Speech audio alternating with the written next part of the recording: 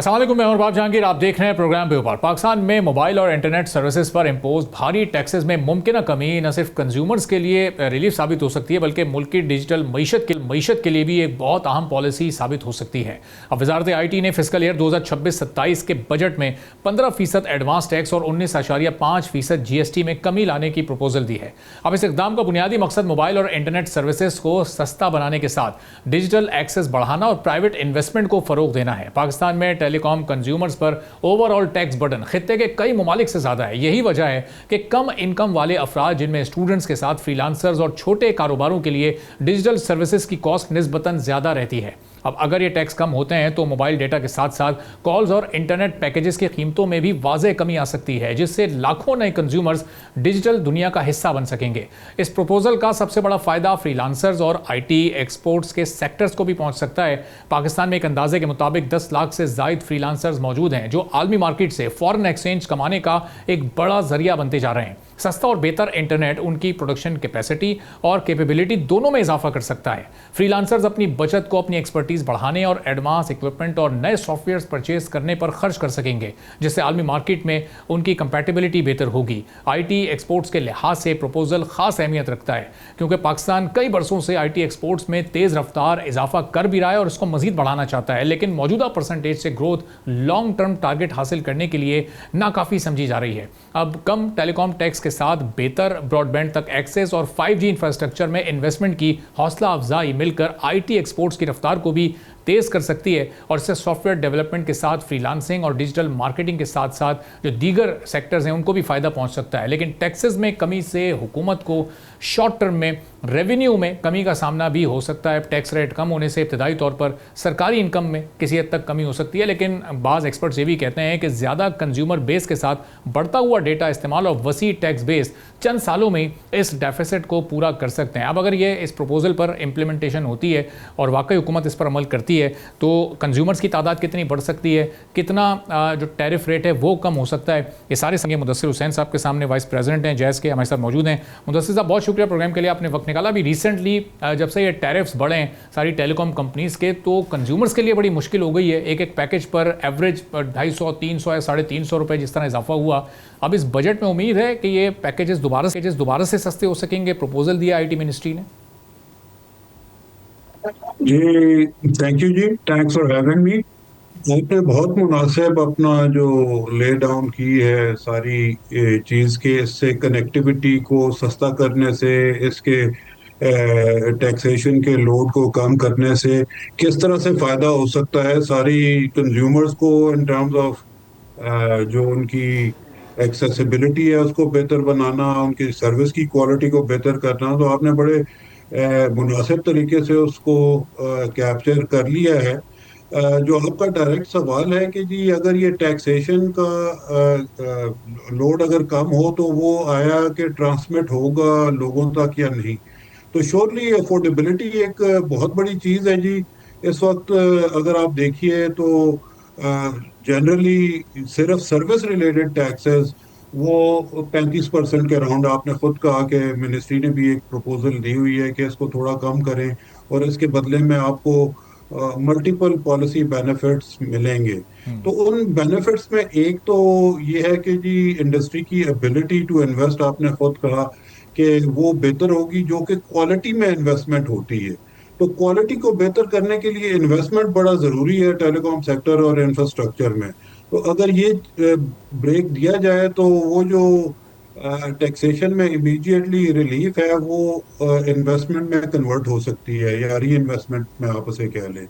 इसी तरह वो क्वालिटी मिलनी और उसके साथ कीमत का जहां तक ताल्लुक है, ऑलरेडी पाकिस्तान में सर्विस की अफोर्डेबिलिटी तो दुनिया भर में GSMA की रैंकिंग देख लें, आप दूसरे देख लें, सर्विस जो है रिलेटिवली रीजन वाइज भी और ग्लोबली भी चीप है।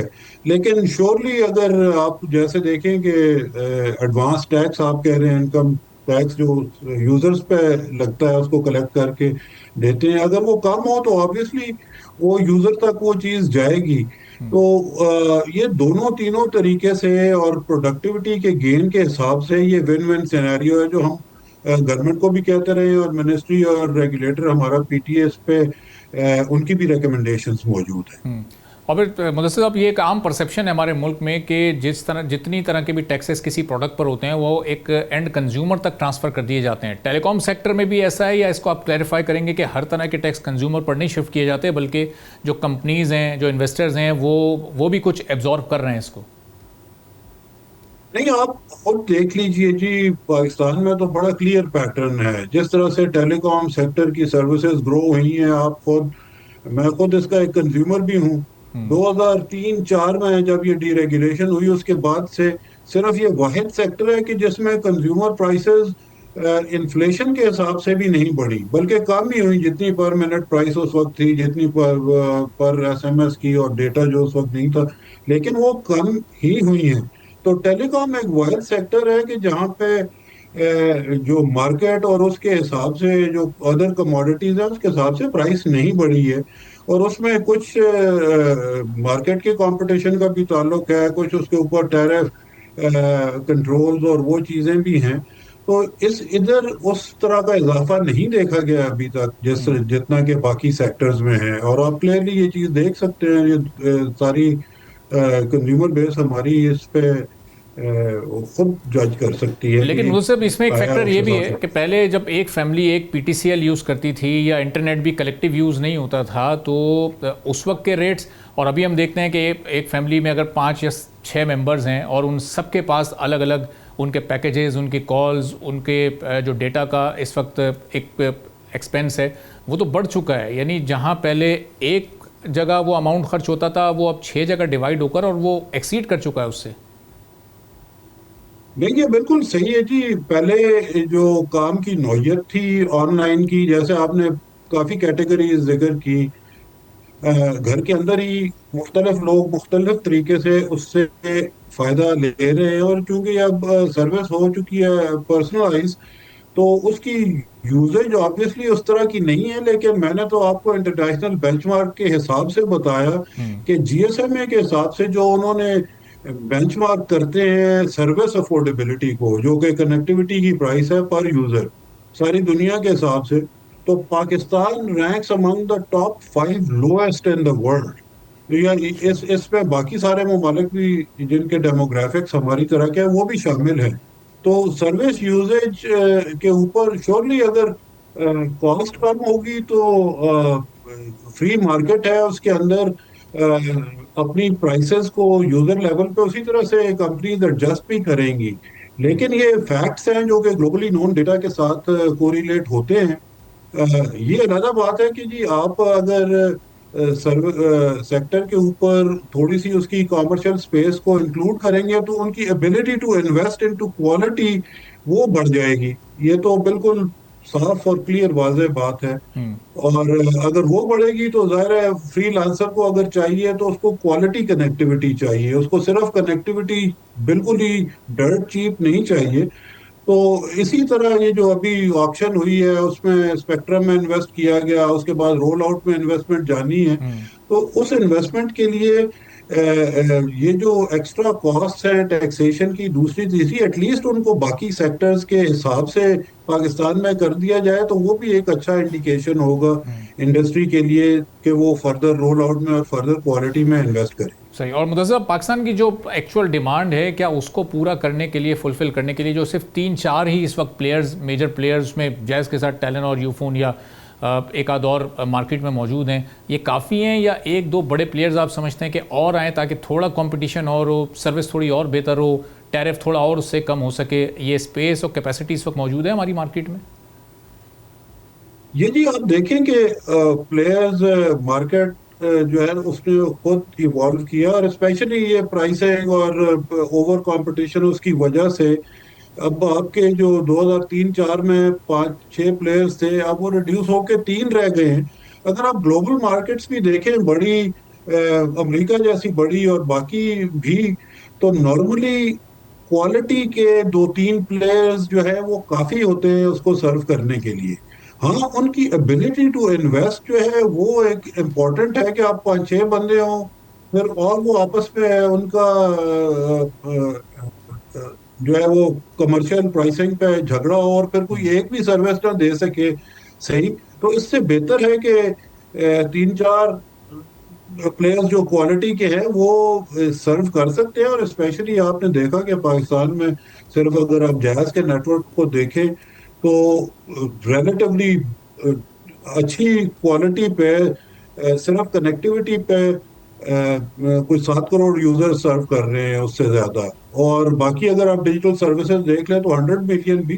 तो कैपेसिटी इस इंडस्ट्री में मौजूद है, सिर्फ ये है कि उनको अच्छा रिटर्न ऑन इन्वेस्टमेंट मिले और उसको वो वापस री इन्वेस्ट करें, जो कि मुमकिन है। तो फिर जो है ये मामला जो कनेक्टिविटी की क्वालिटी का है, ये परमानेंटली सॉल्व हो सकता है। बहुत बहुत शुक्रिया। मुदस्सिर हुसैन साहब हमारे साथ मौजूद थे, वाइस प्रेसिडेंट जैस के, और अब उनका कहना ये है कि अगर ये टैक्सेस में थोड़ी कमी होती है तो यकीनन टैरिफ भी मोबाइल के और इंटरनेट पैकेजेस के कम हो सकते हैं। अब हम ये देख रहे हैं कि पेट्रोल की कीमत में इस वक्त कमी तो हुकूमत ने की है, लेकिन उस कमी का पूरा रिलीफ आवाम तक नहीं पहुँचा है। क्यों, ये आपको ज़रा बताते हैं। हालिया इस कमी के बावजूद आवाम को मुकम्मल रिलीफ नहीं मिल सका, क्योंकि हुकूमत ने पेट्रोलियम लेवी में एक बड़ा इजाफा कर दिया है। ऑफिशियल डॉक्यूमेंट्स के मुताबिक आपको इन्फॉर्मेशन दे रहे हैं कि 1 लीटर पेट्रोल की एक्स रिफाइनरी कीमत इस वक्त 235 रुपए है, जबकि कंज्यूमर इसे तकरीबन 377 रुपए से भी जायद फी लीटर में खरीदने पर मजबूर हैं। अब इस तरह फी लीटर 142 रुपए से जायद मुख्तलिफ लेवीज के साथ ऑयल मार्केटिंग कंपनीज के मार्जिन और दीगर चार्जेस की मद में वसूल किए जा रहे हैं। पेट्रोल पर सबसे बड़ा बोझ इस वक्त पेट्रोलियम लेवी का है, जो बहुत खामोशी से इस जुमे को 116 रुपए से भी ऊपर कर दी गई है, यानी 91 थी और इसको बढ़ाकर यहां तक पहुंचाया गया है। हालिया दिनों में इस लेवी में 24 रुपए 74 पैसे का इजाफा 1 लीटर पर किया गया है। अगर यह इजाफा नहीं किया जाता जुमे के रोज, तो पेट्रोल की इस वक्त मौजूदा कीमत 353 रुपए होती। अब इसके साथ ही हुकूमत ने हाई स्पीड डीजल पर लेवी 68 रुपए 93 पैसे से कम करके 44 रुपए 59 पैसे फी लीटर कर दिया, यानी पेट्रोल पर बढ़ाई और यहां डीजल पर कम कर दी, जिससे डीजल की कीमत में मुमकिन बड़े इजाफे को रोक लिया गया है। पेट्रोलियम लेवी वफाकी हुकूमत के लिए इस वक्त एक अहम रेवेन्यू का जरिया बन चुकी है। फिस्कल ईयर 2025-26 में इस मद में तकरीबन 1.43 अरब रुपए से ज्यादा वसूली का टारगेट मुकर्रर था, जो फिस्कल ईयर 2026 के अख्ताम तक 1.46 अरब रुपए इकट्ठा किया गया, जो टारगेट से भी 116 अरब ज्यादा है। चूंकि ये वसूली बराह रास्त हुकूमत के खजाने में जाती है, इसलिए इसे टैक्स इनकम में इजाफे का निस्बतन आसान जरिया समझा जाता है। लेकिन हाई लेवी और दीगर चार्जेस महंगाई पर बराह रास्त असरअंदाज होते हैं। फ्यूल महंगा होने से ट्रांसपोर्ट के साथ खुराक और इंडस्ट्रियल प्रोडक्शन कॉस्ट फौरी तौर पर बढ़ती है, जिसका बोझ आखिर में एक आम कंज्यूमर पर ही मुंतकिल होता है। अब इस सूरत हाल में कम इनकम वाले तबके सबसे ज़्यादा मुतासर होते हैं, क्योंकि उनकी रियल इनकम और ख़रीदारी की कैपेसिटी हर इजाफे के साथ कम होती चली जाती है। अब देखना यह है कि आने वाले हफ्ते में जब बजट के पेट्रोल की ये कीमत रिव्यू होती है, तो उसमें ये 116 रुपये पर जो लेवी पहुँच गई है, इसमें कुछ कमी करके आवाम को बजट के बाद रिलीफ दिया जाता है या नहीं। एक ब्रेक लेते हैं, ब्रेक के बाद वापस आएंगे, एक और अहम मौजू पर बात करेंगे। एक बार फिर आपको प्रोग्राम में खुशामदीद कहेंगे। पाकिस्तान में सोलर एनर्जी जनरेशन की तारीखी सतह पर पहुंच चुकी है। अप्रैल 2026 में नेट मीटरिंग के जरिए पैदा होने वाली बिजली का हिस्सा मुल्क की तारीख की बुलंद तरीन सतह पर रिकॉर्ड किया गया है, जबकि कौमी ग्रिड से बिजली की तलब में मुसलसल कमी सामने आ रही है। अब महंगी बिजली के साथ लोड शेडिंग और सस्ते सोलर पैनल्स ने लाखों घरों और कारोबारों को सोलर की तरफ मुंतकिल कर दिया है। अप्रैल 2025 में सोलर से बिजली बनने के पहले बड़े और हाई फिगर्स रिकॉर्ड किए गए थे, लेकिन अप्रैल 2026 में नेट मीटरिंग यूनिट्स तकरीबन 390 गीगावाट आवर तक पहुंच गए। अब इस तरह ओवरऑल बिजली पैदावार में नेट मीटरिंग का हिस्सा भी तकरीबन 4% से आगे बढ़ गया है, जो गुज़िश्ता बरसों के मुकाबले में कई गुना ज़्यादा है। अब इस तब्दीली का सादा सा मतलब यह है कि आवाम हुकूमत पर बिजली जैसी बुनियादी सहूलत के लिए भी एतमाद करने के लिए इस वक्त आमादा नज़र नहीं आ रहे। पिछले चंद ही सालों में सोलर पैनल से बिजली अवामी सतह पर अपनी मदद आपके उसूल के तहत बनना शुरू हुई, और अब यही अवामी तब्दीली हुकूमत का दर्द सर बन गई है। सोलर एनर्जी पर हुकूमती पॉलिसीज़ में कोई रब्त और तसलसल नज़र नहीं आता, और सोलर पर मुख्तलिफ किस्म के टैक्सेस बढ़ते बढ़ते इस नहज पर पहुँच गए कि सोलर पर टैक्स को अवामी हलकों में अब सूरज पर टैक्स तस्वुर किया जा रहा है। गुज़िश्ता 3 सालों में हुकूमत की पॉलिसी में नुमायाँ तब्दीली देखी गई है। 2024 में सोलर मैन्युफैक्चरिंग के फ़रोग के लिए मशीनरी और रॉ मटीरियल पर मुराद दी गई, ताकि मकामी इंडस्ट्री को मजबूत किया जा सके। 2025 में इम्पोर्टेड सोलर पैनल्स पर 18% सेल्स टैक्स की तजवीज़ सामने आई, जिसका मकसद मकामी मकामी मैन्युफैक्चरर्स को तहफ़्फ़ुज़ देना था। 2026 में नेट मीटरिंग को नेट बिलिंग में तब्दील कर दिया गया, जिससे कंज्यूमर्स को इजाफी बिजली फरोख्त करने पर कम इंसेंटिव मिलने लगा। पाकिस्तान में सोलर तवानाई की तेज़ी से बढ़ती मकबूलियत को बजट 2026-27 में मुजव्वज़ा 18% GST से बड़ा धचका लग सकता है। हुकूमत इस वक्त सोलर पैनल्स पर 10% GST वसूल कर रही है, लेकिन नए बजट में इसे बढ़ाकर 18% करने की तजवीज़ दी गई है। अब इस फैसले से सोलर सिस्टम्स की इनिशियल कॉस्ट में इजाफा हो सकता है। मार्केट में बजट से पहले ही इस प्रपोजल के असरात सामने आना शुरू हो गए हैं। कराची समेत आप किसी भी शहर को विजिट कर लें, वहाँ पर सोलर पैनल्स की कीमतों में 7 से 9 हज़ार रुपये फ़ी पैनल तक इजाफा किया जा चुका है। 585 वाट का एक पैनल जो पहले तकरीबन 18,000 रुपये में दस्तियाब था, इस वक्त कुछ मार्केट्स में 25-26 बल्कि 27,000 रुपये तक भी पहुँच चुका है। अब पिछले साल भी हुकूमत ने सोलर पैनल्स पर 18% टैक्स लगाने की कोशिश की थी, लेकिन फिर बाद में पार्लियामेंट और जो पब्लिक प्रेशर था उसके बाइस इसको मुस्तरद किया गया। लेकिन इसके बावजूद 10% GST नाफिज किया गया, जिससे सोलर सिस्टम्स की कीमतों में एवरेज 4 से 5% इजाफा हुआ। हुकूमत की बुनियादी पॉलिसी अब भी सोलर अपनाने की हौसला अफजाई करना है, बज़ाहिर तो ये नज़र आता है, लेकिन साथ ही बिजली के शोबे पर पड़ने वाले फाइनेंशियल प्रेशर को भी कम करना अब एक प्रायोरिटी बन चुका है। अब ये सब कैसे होगा, इस बार फिर ये जो प्रपोजल है वो सामने आया है, जिसको सोलर एसोसिएशन और इससे मुंसलिक जितने भी कारोबारी लोग हैं वो मुस्तरद कर रहे हैं। अब अगर ये इम्प्लीमेंट हो जाता है तो क्या सूरत हाल बनेगी। वक्त चेयरमैन पाकिस्तान सोलर एसोसिएशन के हमारे साथ मौजूद हैं, उनसे इस बारे में बात करेंगे। वक़ार साहब, अभी बजट अनाउंस नहीं हुआ है, अभी कोई नई परसेंटेज नहीं आई है GST की, और हम देख रहे हैं सोलर पैनल्स ऑलरेडी महंगे हो गए। मार्केट जो लोग विजिट कर रहे हैं, यानी अभी सिर्फ खबर वहाँ तक पहुँची है कि होने जा रहा है और पहले से ही इजाफा हो गया है। अब इस इजाफे के क्या असरात मुरतब होंगे? अस्सलाम वालेकुम। जी बिल्कुल, ये जो आप बता रहे हैं कि एक तो मार्केट में खबर फैली हुई है कि टैक्स लग रहा है। कुछ हमारा कम्युनिकेशन का सिस्टम इस तरह है कि एक चीज़ को क्लियरली नहीं बताया जाता, या क्लियरली एक चीज़ कम्युनिकेट कर दें कि टैक्स लगाना है कि नहीं लगाना। ये हर साल जो है ना, एक हमने सस्पेंसफुल टाइम क्रिएट किया होता है।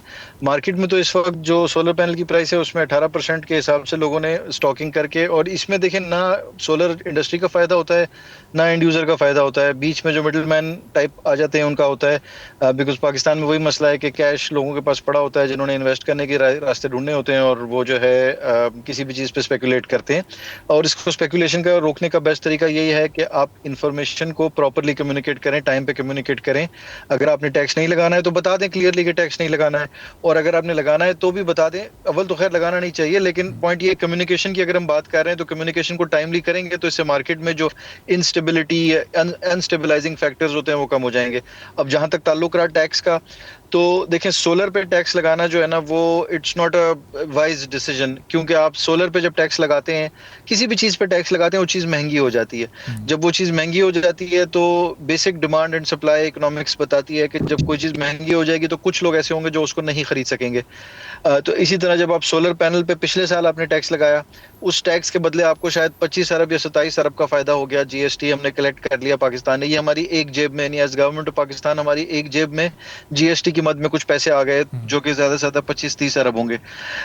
दूसरी तरफ जिन लोगों ने सोलर नहीं लगाया महंगा होने की वजह से, हम अगर अज्यूम करते हैं कि 10% प्राइस बढ़ाने की वजह से आपने सिर्फ 10% लोग ऐसे हैं जो 100 लोगों में से 10 लोगों ने फैसला किया कि अभी मैं नहीं अफोर्ड कर सकता सोलर क्योंकि महंगा हो गया है, तो उन्होंने नहीं लगाया।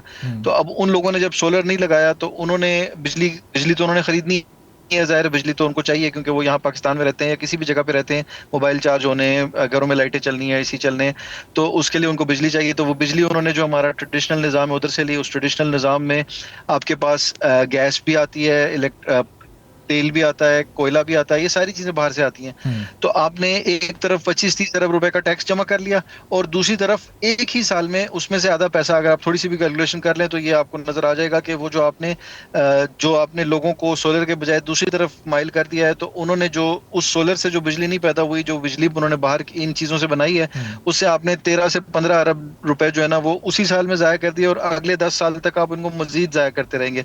तो हमने एक तरफ जो है ना वो 25 अरब या 30 अरब का टैक्स कलेक्शन कर लिया, और दूसरी तरफ हमने अपने हाथ से 150 अरब का नुकसान कर लिया। ये पिछले साल की कहानी है। इस साल अब आप कह रहे हैं कि इसको 10% के बजाय हम 18% पे लेके जा रहे हैं, यानी आपकी जो टैक्स की कलेक्शन है वो 30 अरब के बजाय हो सकता है 45 अरब पे पहुंच जाए या 50 अरब पे पहुंच जाए, बहुत हो गया तो जो आजकल का हजम है मार्केट का, उसके हिसाब से अगर हम देखते हैं। लेकिन उसके बदले आपने 200 अरब या 250 अरब का आपने नुकसान करना है जो अगले 10 साल में, उसको भी तो आप खातिर, ये तो मैं सिर्फ हिसाब की बात कर रहा हूँ जो कि प्योर फाइनेंशियल नंबर्स है। इसके अलावा जो मुल्क की आलूदगी को मसला है, जो हमारी इंडिपेंडेंस को मसला है, उसको तो आप एक दूसरी तरफ, यानी उसको तो अभी हम वजन में आर्ग्यूमेंट में ला भी नहीं रहे। तो ओवरऑल ये जो सोलर पे टैक्स है ना, ये एक नुकसानदेह टैक्स है। कम्युनिकेशन इसकी बेहतर करना जरूरी है, और लॉन्ग टर्म फ्यूचर के पॉइंट ऑफ व्यू से देखते हैं तो हमें वो जो 10% लगा है उसको भी हटा देना चाहिए। अच्छा वक्का साहब, इस पर जो काउंटर आर्गुमेंट आता है इनकी तरफ से, जस्टिफाई इसको ऐसे किया जाता है कि हम लोकल इंडस्ट्री को सपोर्ट कर रहे हैं इसलिए हम इंपोर्टेड सोलर्स पर ये टैक्स लगा रहे हैं। तो लोकल इंडस्ट्री हमारे यहाँ कितनी प्रोडक्शन कर रही है, क्या मौजूद है, ग्राउंड रियलिटी है ये कि लोकल प्रोड्यूसर्स भी हैं हमारे? इसमें दो, बिल्कुल नहीं, आपका सवाल बड़ा अच्छा है और आर्ग्यूमेंट तो अच्छी है, लेकिन इसमें अगर आप ग्राउंड रियलिटीज देखें ना तो दो चीजें हैं। एक तो ये कि टैक्स जो लग रहा है वो लोकल पे भी लग रहा है, नहीं, ये जो 18% जीएसटी लगाते हैं ना, तो ये लोकल पे भी लगाते हैं और इंटरनेशनल पे भी लगाते हैं। दूसरी चीज ये है कि लोकल सोलर की जहां तक बात है, सोलर पैनल्स की जहां तक बात है, उसमें बड़ा कम है। तो हम अगर एसोसिएशन के पॉइंट ऑफ व्यू से देखते हैं तो हमारी डिमांड यही है कि आप जीएसटी तो तमाम पे से हटा देना, चाहे वो लोकल हो चाहे वो इंपोर्टेड हो, क्योंकि जीएसटी तो हर किसी पे लागू होता है, वो इक्वल होता है। जहां तक लोकल को आपने सपोर्ट करना है तो उसका जो सही तरीका होता है वो ड्यूटीज लगाने का होता है, लेकिन ड्यूटीज में भी हम ये कहते हैं कि हर चीज पे ड्यूटी ना लगाएं, उन पे लगाएं जिसकी वायबल लोकल मैन्युफैक्चरिंग प्रेजेंस है, या कोई माइलस्टोन बेस्ड क्राइटेरिया से आप उसको मैच कर लें कि इतने परसेंटेज या इतनी क्वांटिटी में जब लोकल प्रोडक्शन आ जाएगी तो हम इस हिसाब से उसके ऊपर ड्यूटीज लगाएंगे। उसके ऊपर हम काम कर रहे हैं, इनपुट्स दे रहे हैं हम एनर्जी डेवलपमेंट, ये इंजीनियरिंग डेवलपमेंट बोर्ड के साथ, मुख्तलिफ जो इदारे हैं उनके साथ काम कर रहे हैं।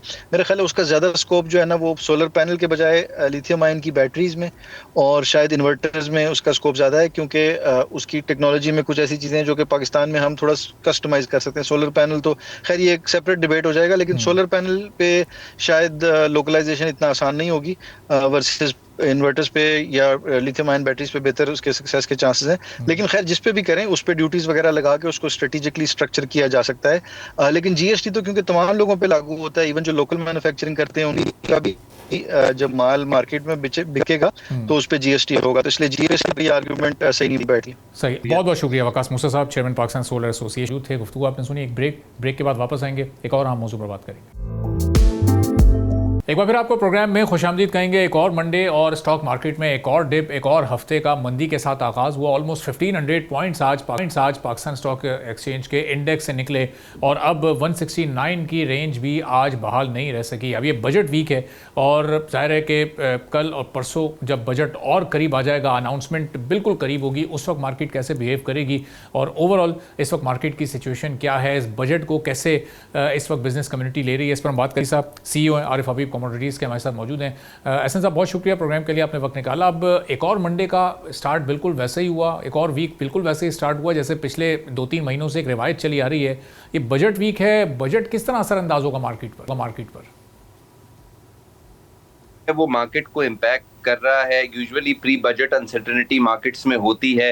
पाकिस्तान मार्केट में वी वर एक्सपेक्टिंग कि कुछ जो है वो मिक्स एक्टिविटी देखी जाएगी, बट जिस तरह से आप भी देख रहे हैं, जिस तरह से ईरान के टेंशन जो है मिडल ईस्ट को लेके जो है वो ये बढ़ते जा रहे हैं, तो आई थिंक कि इसका भी इम्पैक्ट देखा जा रहा है साथ में। तो अनफॉर्चुनेटली जब प्री बजट अनसर्टेनिटी होती है वो मार्केट के अंदर प्रेशर लाती है, लेकिन जो मिडल ईस्ट कॉन्फ्लिक्ट है ये भी एक मेजर रीजन है जिस पे मार्केट जो है उसको फॉलो ऑन कर रही है, जिसकी वजह से रियली पता नहीं लग रहा कि ये जो मंदी है ये बजट रिलेटेड है या ये मिडल ईस्ट टेंशंस हैं जो मार्केट को जो है वो नेगेटिव टेरिटरी में लेके जा रहे हैं। अच्छा ऐसे साहब, ये इन्हीं दिनों में अब ये बिजनेस कॉन्फिडेंस भी ओवरसीज़ इन्वेस्टर्स का लो हुआ है, तो इस वक्त एक लोकल इन्वेस्टर के जहन में क्या थॉट्स चल रही हैं, जबकि ओवरसीज़ इन्वेस्टर ये बता रहे हैं कि उनका कॉन्फिडेंस अब 22% से गिरकर 13% पर आया, 9% का उसमें 9 रैंक्स का उसमें एक डिक्रीज़ आया। तो ये सारी चीज़ें मिलकर कैसे मार्केट को इफेक्ट करेंगी? देखिए, कैपिटल मार्केट के भी प्लेयर्स हैं जिनकी मीटिंग प्राइम मिनिस्टर साहब से हुई थी और साथ में हमने देखा कि बिजनेस कम्युनिटी ने जनरली जो है 1-to-1 मीटिंग जो है प्राइम मिनिस्टर साहब के साथ और उनके कैबिनेट के साथ की। तो एक्सपेक्टेशन यही है कि बजट जो है बिजनेस फ्रेंडली आएगा। कैपिटल मार्केट पे मजीद टैक्सेस नहीं लगेंगे और सुपर टैक्सेस के अंदर जो है कुछ कमी जो है मुतवक्के है, जो कि मार्केट को भी सपोर्ट करेगी, इन्वेस्टर सेंटिमेंट को दोबारा से रिवाइव करेगी। सैलरीड पर्सन के लिए भी इट इज़ एक्सपेक्टेड कि कुछ अच्छे अनाउंसमेंट्स आएंगे, बट चूंकि अनसर्टेनिटी होती है तो नॉर्मली मार्केट में मिक्स एक्टिविटी देखी जाती है।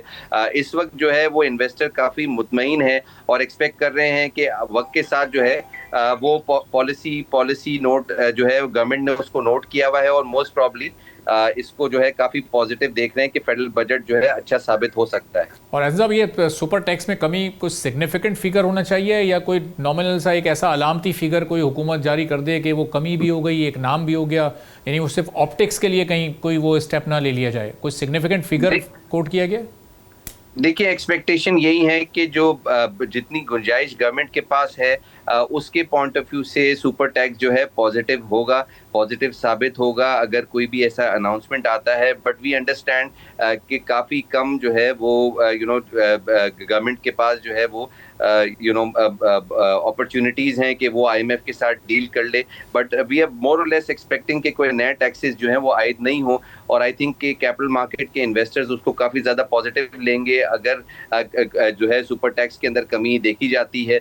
और अगर कोई ऐसी बात आती है जिसमें कैपिटल मार्केट के टैक्सेस कम होते हैं तो आई थिंक इसको काफ़ी पॉजिटिवली लिया जाएगा। और ये पॉजिटिव फिर ये रिएक्शन या रिस्पांस कैसा होगा इन्वेस्टर्स का? एक बार फिर हम 180s और 190s में इस इंडेक्स को जाते हुए देखेंगे। प्रेडिक्शन थी कि 260 के अराउंड ये जाएगा इस साल के आखिर तक। हाफ ईयर पर हम खड़े हैं इस वक्त, ऑलमोस्ट आधा साल गुजर चुका है। अब बहुत कुछ इन्हिसार कर रहा है इस बजट पर कि अनाउंसमेंट कैसी होती है, कितना पॉजिटिव होता है। देखिए, फेडरल बजट जो है स्पेशली जो उसकी अनाउंसमेंट्स हैं वो काफ़ी ज़्यादा फेवरेबल साबित हो सकती हैं। स्पेशली जो पीएसडीपी की एलोकेशन है गवर्नमेंट की, वो नई डेवलपमेंट आउटले जो प्लान्स हैं गवर्नमेंट के, आई थिंक कि जिस तरह से गवर्नमेंट डील करेगी आईएमएफ उसको काफ़ी इन्वेस्टर्स क्लोजली मॉनिटर कर रहे हैं। नए कैपिटल मार्केट में इशूज़ भी आने हैं आईपीओस के तहत और इसके अलावा कैपिटल मार्केट में काफ़ी डेट भी फ्लोट होना है। तो कोई भी ऐसा स्टेप होगा जिसके अंदर गवर्नमेंट के पास अगर गुंजाइश होगी और वो लेकर आया जाएगा तो जाहिर है कैपिटल मार्केट ने बहुत पॉजिटिवली जो है रिएक्ट करना है। आगे जो हमने देखा कि गवर्नमेंट की जो स्टेप्स हैं जिसमें पेट्रोलियम डेवलपमेंट लेवी को कम करके, और हम देख रहे हैं कि एवरी फोर्टनाइट जो है वो ऑयल प्राइसेस के अंदर कमी देखी जा रही है, जिसमें एक्सपेक्टेड इन्फ्लेशन जो 11.7 आ गई थी, एक्सपेक्टेशन ये थी कि पॉलिसी रेट के अंदर भी कुछ इजाफा देखा जा सकता है। आई थिंक कि अगर गवर्नमेंट पेट्रोलियम डेवलपमेंट लेवी जो है उसको कम करे या पेट्रोल प्राइसेस को रिलेटिवली एवरी फोर्टनाइट अगर कम करती रहे तो आई थिंक कि इसको काफ़ी ज़्यादा इन्फ्लेशन को सप्रेस कर सकती है और आगे पॉलिसी रेट के अंदर भी कमी देखी जा सकती है। तो आई थिंक कि जो इंटरेस्ट रेट एनवायरनमेंट है वो थोड़ा टाइट है। आईएमएफ के प्रोग्राम में वो भी काफ़ी डिफिकल्ट हम सिचुएशन के अंदर है जहाँ पे हम ग्रोथ नहीं दे सकते और इंटरेस्ट रेट्स को बढ़ा रहे हैं। तो आई थिंक कि कैपिटल मार्केट अनफ्रेंडली पॉलिसीज काफ़ी ज़्यादा आईएमएफ को लेके ऑलरेडी हैं। ऐसी सूरत हाल में गवर्नमेंट की अगर नेगोशिएशन की जो पॉसिबिलिटीज अगर वो बढ़ जाती हैं और आईएमएफ से कुछ मराहतें मिल जाती हैं स्पेशली कैपिटल मार्केट के लिए, तो उसमें हम देख सकते हैं कि जो इनिशियली टारगेट सेट हुए थे 2,60,000 के फॉर एग्जांपल या 2 लाख के, तो मोस्ट प्रॉब्ली वो मार्केट जो है वो क्रॉस करेगी इस ईयर। ठीक है, बहुत बहुत शुक्रिया एहसन मेहनती साहब, सीईओ आरिफ हबीब कमोडिटीज़ हमारे साथ मौजूद। आपने सुनी, अब उम्मीद है उन्हें कि मार्केट आहिस्ता आहिस्ता रिकवर करेगी और बजट में काफ़ी कुछ इसके लिए बेहतर होगा। जहाँ स्टॉक मार्केट की पोजीशन हमने डाउन होते देखी, वहीं हम ये देख रहे हैं कि आलमी मार्केट में सोने की कीमतों में भी मुसलसल गिरावट का सिलसिला जारी है। और ये जो गुज़िश्ता हफ्ता गुजरा उसमें भी हमने देखा कि एक बड़ा डिप आया, ना सिर्फ इंटरनेशनल मार्केट में बल्कि पाकिस्तान में भी। हमने पिछले महीने देखा था कि इंटरनेशनल मार्केट में 11 मई को सोने की कीमत 4,330 ऑन्स फी डॉलर के आसपास थी, लेकिन उसके बाद से मार्केट में आलमी हालात में जो कशीदगी हुई उसकी वजह से सोने की फी ऑन्स कीमत में हमने बहुत तेज़ी से एक डाउनवर्ड ट्रेंड देखा है और तकरीबन एक माह के अरसे में मार्केट $4,700 फी ऑन्स से $4,300 फी ऑन्स की रेंज में आ गई है। अब इससे लोकल लेवल पर भी कीमतों में कमी का रुझान ज़ाहिर है देखने में आ रहा है। पाकिस्तान में फ़ी तोला सोने की कीमत आज भी 3,000 रुपये से ज़्यादा गिरी है, अब ये 4.5 लाख के अराउंड आ गई है, 4,52,000 से कुछ ऊपर है। और पिछले हफ्ता जो अभी इख्तिताम पजीर हुआ 2 रोज़ पहले, उसमें हमने देखा कि आलमी मार्केट में सोने की कीमत में बड़ी कमी हुई थी और फिर लोकल मार्केट में भी 12,000 रुपये से ज़ायद की कमी फ़ी तोला देखी गई थी। तो अब ये जो एक डाउनवर्ड ट्रेंड है ये आज भी उसी की कंटिन्यूटी है और इंटरनेशनल गोल्ड मार्केट में सोना इस इस वक्त 4300 की रेंज के आसपास है। और इसके साथ ही हम सिल्वर प्राइस देखते हैं तो वहाँ भी जो पर तोला प्राइस है उसमें भी कमी का रुझान है। आज 94 रुपये कमी हुई है, लेकिन अब ये भी 7100 के अराउंड ये कीमत आ चुकी है। तो अब आने वाले दिनों में क्या ये कीमत मज़ीद गिरेगी और क्या अब इसमें इन्वेस्टमेंट का एक बेहतर टाइम है, इस पर हम गुफ्तगू करेंगे। इमरान खान टिसोरी साहब, चेयरमैन है Pakistan James jewellery traders and exporter association के, हमारे साथ मौजूद हैं। इमरान साहब बहुत शुक्रिया प्रोग्राम के लिए, आपने वक्त निकाला। अब ये बहुत शुक्रिया इमरान साहब, आपने प्रोग्राम के लिए वक्त निकाला। अब ये सूरत हाल जो हम देख रहे हैं, एक डाउनवर्ड ट्रेंड इस वक्त न सिर्फ आलमी मार्केट में बल्कि पाकिस्तान की लोकल मार्केट में भी है। अब ये कीमत, कुछ एक्सपर्ट्स ये भी कह रहे हैं कि सोना वापस 4 लाख या उससे भी नीचे चला जाएगा पर तोला प्राइस, तो ये वाकई एक्चुअल होने जा रहा है ऐसा? जी, अस्सलाम वालेकुम अरबाब साहब, thank you so much for having मी। देखिए, इस पे हम पहले भी कई दफ़ा इस टॉपिक पे हम बात कर चुके हैं और ये पिछले 5-6 महीनों से यही चीज़ देखी जा रही है। इनफैक्ट लोगों का रुझान था कि after the war of Iran and US हम लोग काफ़ी ऊपर की तरफ बैठे हुए थे कि गोल्ड जो है वो इंटरनेशनली भी जो है 5-6 हज़ार डॉलर पर आउंस की मार्केट को शायद क्रॉस कर जाएगा। पर इस वक्त मार्केट ने जो है वो एक डिफरेंट कट लिया और एक डिप एक बड़ा आ चुका है जिसमें मार्केट जो है डाउनवर्ड्स की तरफ जा रही है। इसमें मेरे अपने पर्सनल ओपिनियन के हिसाब से जो मेन फैक्टर मैं देख रहा हूँ जो मार्केट नीचे जा रही है, उसका मेन रीजन जो है वो पिछले कुछ महीनों से हम देख रहे हैं कि 3 से 6% जो है डॉलर का जो इंटरेस्ट रेट है अमेरिका में, वो 3 से 6% तक जो है वो इंक्रीज हुआ है। क्योंकि आपको पता है गोल्ड जो है वो डॉलर में ट्रेड होता है और इन्वेस्टर्स जो है वो हमेशा अपना मुनाफा देख रहे होते हैं इंटरनेशनली जो है। तो लोगों का इस वक्त जो रुझान है वो, क्योंकि डॉलर स्ट्रांग हो रहा है इंटरनेशनली और इंटरेस्ट रेट जो है वो बढ़ रहे हैं, तो वो गोल्ड में ट्रेड करने के बजाय पैसा निकाल के जो इन्वेस्टमेंट है, जो मेजर फैक्टर मैं समझता हूँ वो यही है कि जो 3 से 6% और कई जगह पे 7% तक भी यूएसए में इंटरेस्ट रेट जो है वो इंक्रीज हुआ है। तो लोगों का रुझान इस वक्त जो है वो उस तरफ चला गया है। और दूसरी जो वजह मैं देख रहा हूँ इस वक्त, जो इंटरनेशनल जो बैंक की बाइंग पिछले साल आप कह लें और जो 4-5-6 महीने पहले चल रही थी, वो भी थोड़ी सी डाउन हुई है। उसमें वो जो सेंट्रल बैंक है उनकी तरफ से वो परचेजिंग नहीं आई जो एक्सपेक्ट की जा रही थी हमारी तरफ से।